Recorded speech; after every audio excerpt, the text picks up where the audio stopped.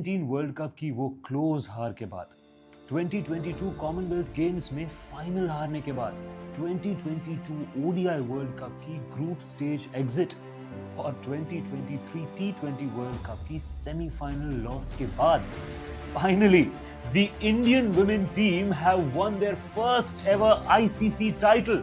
जहां group stage में back to back 2 losses के चलते जहां सब ने इंडियन टीम को राइट ऑफ कर दिया था, वहीं सेमीफाइनल्स में डिफेंडिंग चैंपियन ऑस्ट्रेलिया को हराकर, फाइनल्स में इन फॉर्म साउथ अफ्रीका को हराकर Indian women's team created history. From getting 1000 rupees per match to now getting equal pay, from no broadcasters to now trending in public, and from being called just a real dancer to now lifting the World Cup trophy, Indian women's cricket has grown a lot. तो आइए आज की इस video में हम बात करते हैं कि 2017 के बाद से वुमेन क्रिकेट में आखिर क्या बदलाव आए हैं, कौन सी वो चीजें हैं जिनके चलते आज Indian women team are world champions.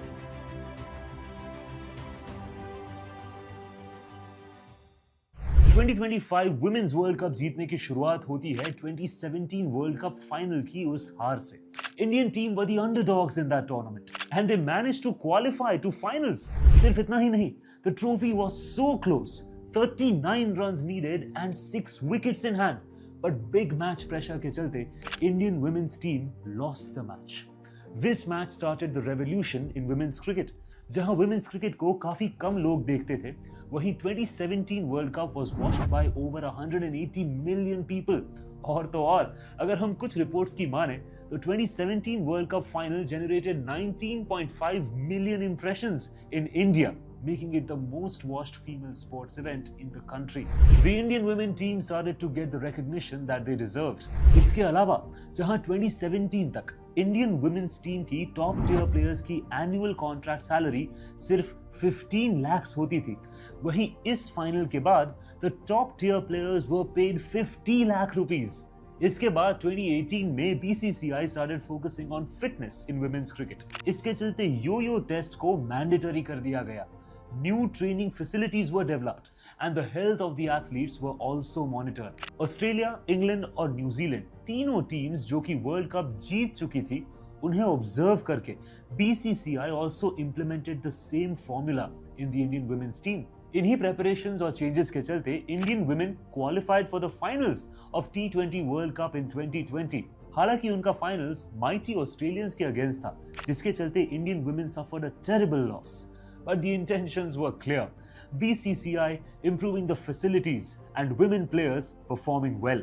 Yes, in fact 2022 के Commonwealth Games में भी Indian women were this close to win the gold medal. मगर फिर एक बार सामने ऑस्ट्रेलिया थी और फिर एक बार Indian women were not crowned champions. In fact 2022 Indian women के लिए काफी खराब साल रहा था. They were knocked out in the group stage of the ODI World Cup. इन खराब परफॉर्मेंसेस के बावजूद what did BCCI do?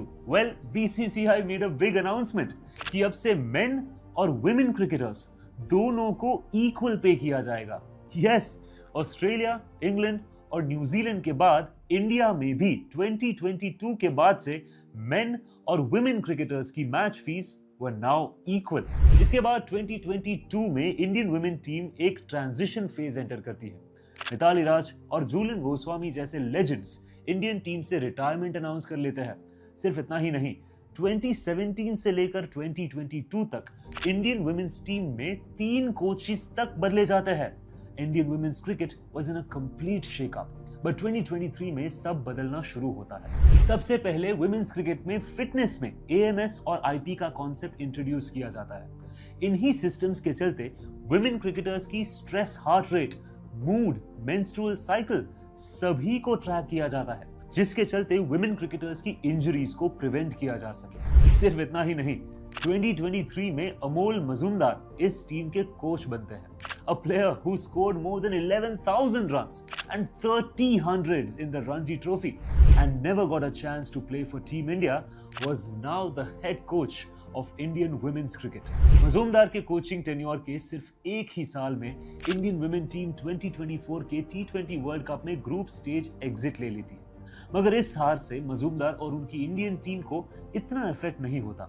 Majumdar एक विनिंग और अग्रेसिव माइंडसेट डेवलप करते हैं इंडियन वुमेन टीम में। जहां 2022 तक इंडियन वुमेन्स टीम ओडीआई में सिर्फ 4 बार ही 300 प्लस टोटल अचीव कर पाई थी, वही 2025 में Indian women's team 300 plus total 9 बार बना चुकी है। वर्ल्ड कप विनिंग मोमेंट्स के दौरान हमने हरमनप्रीत कौर को और बाकी सभी वुमेन क्रिकेटर्स को अमोल मजूमदार को रिस्पेक्ट देते हुए देखा था, and believe me, he surely deserves this। तो अगर देखा जाए तो इस 2025 वर्ल्ड कप के पीछे कई इंप्रूवमेंट्स, कई एफर्ट्स और कई चेंजेस का हाथ है।